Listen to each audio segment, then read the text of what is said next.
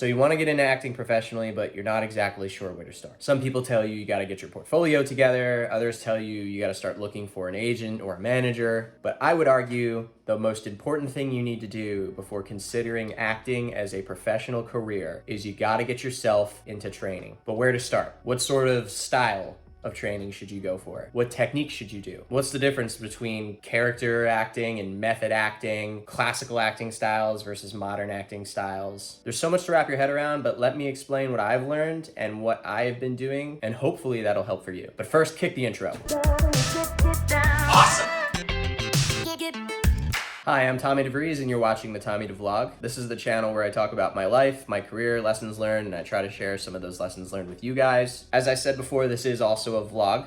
So if you click looking for the lesson, you can go to the timestamp that I will put right here, and that'll take you right to talking about the different acting styles that I presented at the beginning of the video. Otherwise, stick around for the update from last week. So yeah, last week was Christmas. After I posted the last video, I was down hanging out with some family in San Diego for Christmas, which was great.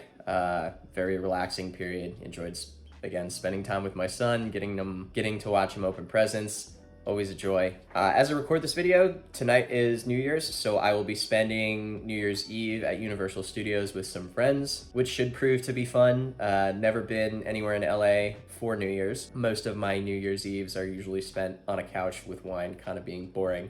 So this will be the first time going out in a while, so I'm looking forward to it. You know, in the last few days as New Year's has been coming up, I've spent a lot of time thinking about the year 2023 and what a seminal year it has been. I mean, when I think about all of the changes and everything that I've went through in the last 365 days, and I get it, like a year is just a number. Like a collection of 365 days is not important in and of itself. I mean, as humans, we assign meaning to things. So like January to December, like kind of gets its own identity. And normally I never would think that a year is its own thing ipso facto. But at the beginning of this year, in January, is when I figured out I was going to be getting out of the Marine Corps. A whole bunch of things lined up, and it was like the first week of January, it was like, this is the move forward. I have been in this transition period, and everything after that was just sort of like this cascading effect of a different life materializing in front of me. You know, getting out of the Marine Corps, starting my acting training, joining networking groups in LA to start building a network and some friendships out here, finally exiting active duty and then transitioning into the Marine Corps Reserves as an entertainment media liaison and production coordinator. Basically a producer for the Marine Corps that gets sent on stuff that the Marine Corps is interested in. Moving up to LA. I look back on everything that has happened this year and all of the changes. I think to myself, like,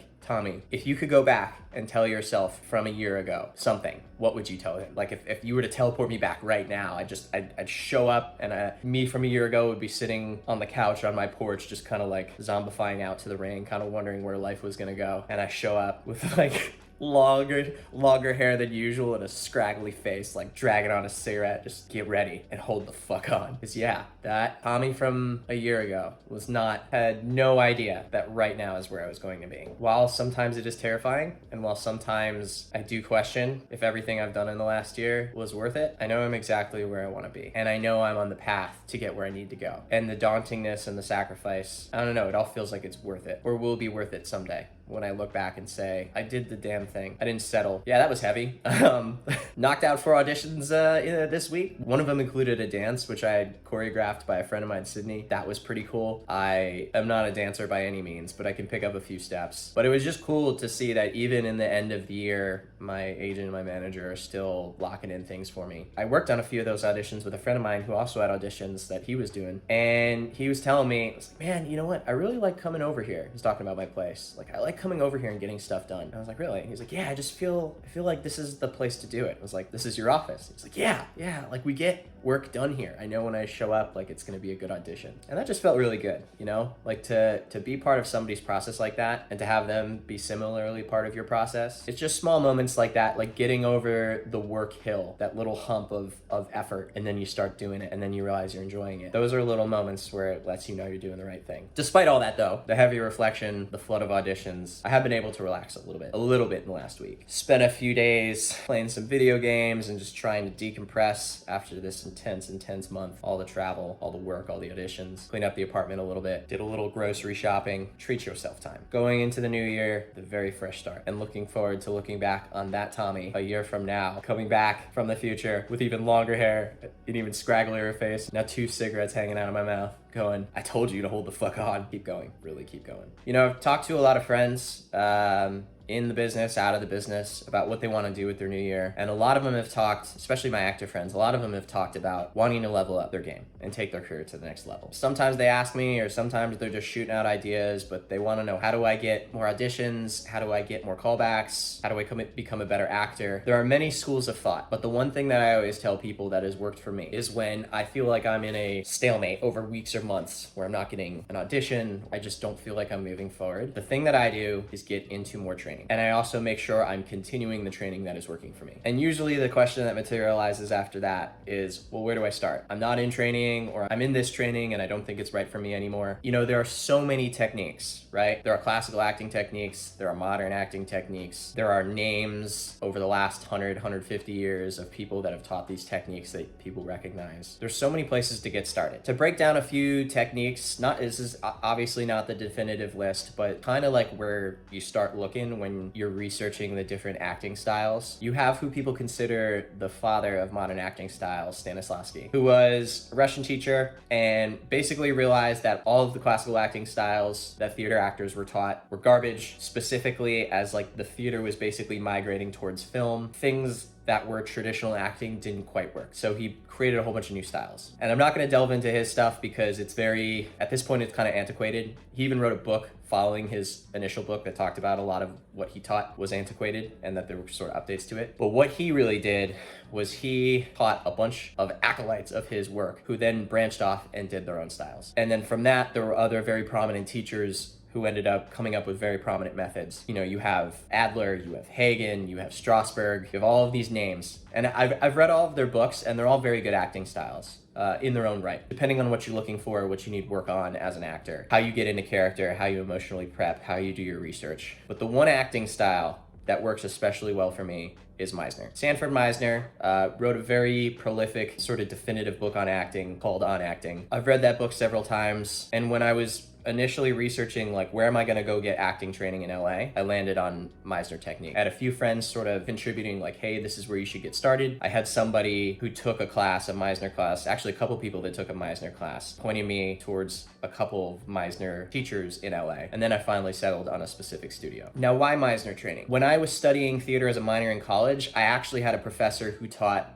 largely based off of the Adler technique, which I liked. You know, like I considered myself in theater like a natural actor. Like I think all kind of kids do. It's like, oh, I'm a natural at this. I don't need a technique. I can just figure it out. So I didn't pay too much attention to it like I should have. I did learn a lot from that teacher though, but I wasn't as receptive as I should have been. We read a lot of Adler's stuff. All I know is I never really felt in love with the technique. I know a lot of people that have studied Adler and they swear by it. The most important thing to remember when selecting a technique is figure out what works for you and then stick with it. I went to this Meisner class based off of the recommendation of a couple people. And the number one thing I would say when selecting a long-term class, not something that's only gonna last like 3-4 weeks or is like an intensive, but you're gonna select a class that you intend to be in, like a technique class where you're gonna be in for a year, 2 years, 3 years. Audit that class first. If that teacher intends to teach you over the course of at least the next few months, if not years, make sure they give you the opportunity to audit them. You should not be starting a class unless you have seen how the professor works or they come off a very high recommendation. That's how I got into this Meisner class. I had a few friends recommend him, so I audited it. And boy, the first day that I took this class, I audited day 2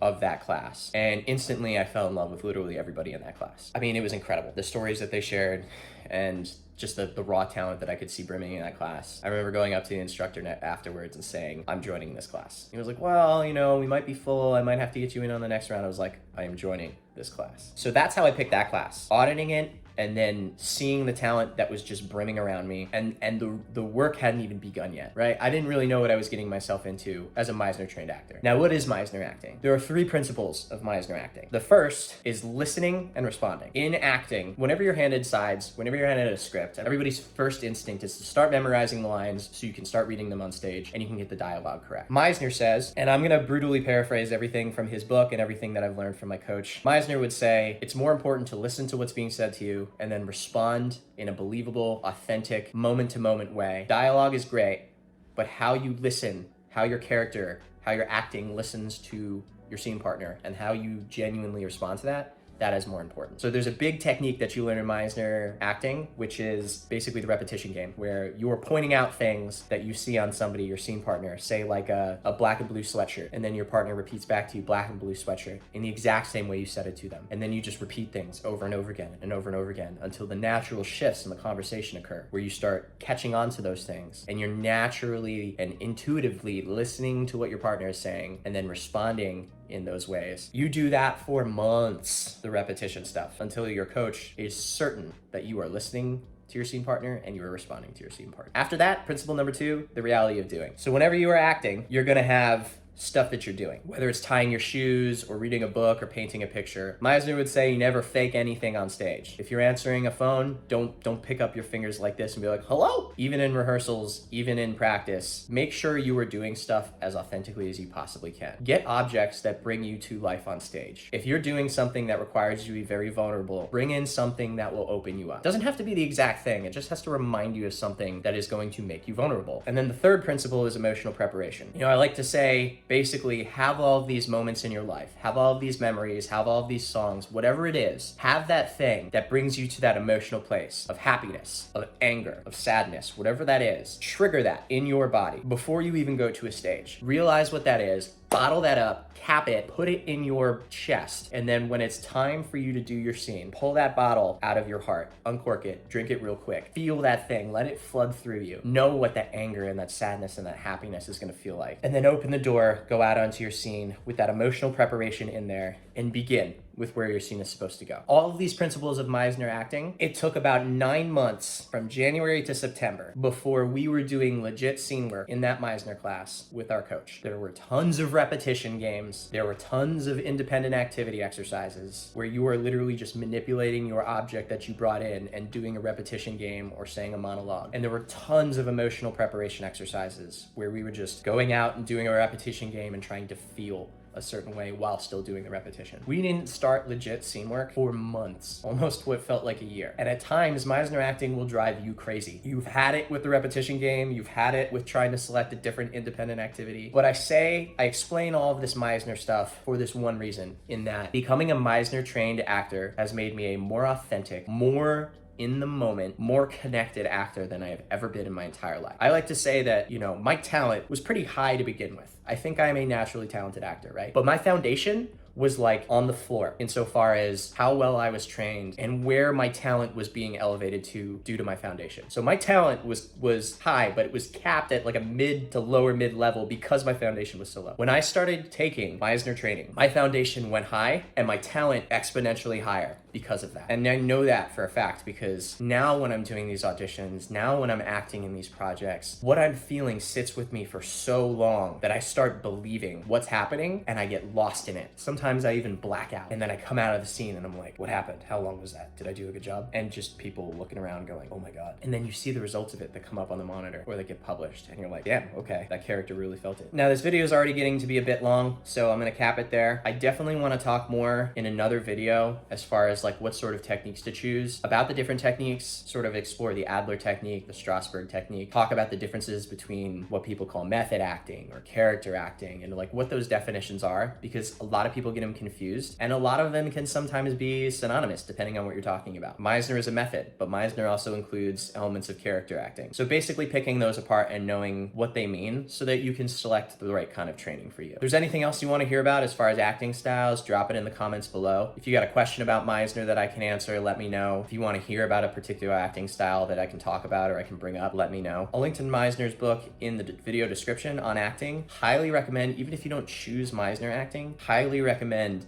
that you read that book and get an understanding of his principles before selecting a specific style that you think is right for you. I also would recommend Hagen's book and Adler's book and all the other books that are out there that talk about acting. Just because you pick one style does not mean that you have to disregard the other styles. That is very important to remember. There are elements of every technique that will teach you something about acting that will help you as an actor. I just recommend picking one particular style so you can stay with that coach for months or years and really develop a rapport and really see yourself grow in that particular style. My coach is Don Bloomfield at the Don Bloomfield Actors Studio. He is great, he is crazy, he gets us to do some incredible work, and he has cultivated some of the best students that I have ever seen in a class, myself excluded. These people in this class give me inspiration. If you made it to the end of the video, I really appreciate it. If you have not subscribed already, please do so if you want more videos like this. If you liked this content, please like the video. That would help out a lot. Like I said, comment if there's a question you have or something you want to hear about, or consider sharing this video if there's someone you know that's looking to study a different acting style for this year. But yeah, that's it for this episode. I learned something today. I hope you did as well. I'll see you in the next video, and until then, take care.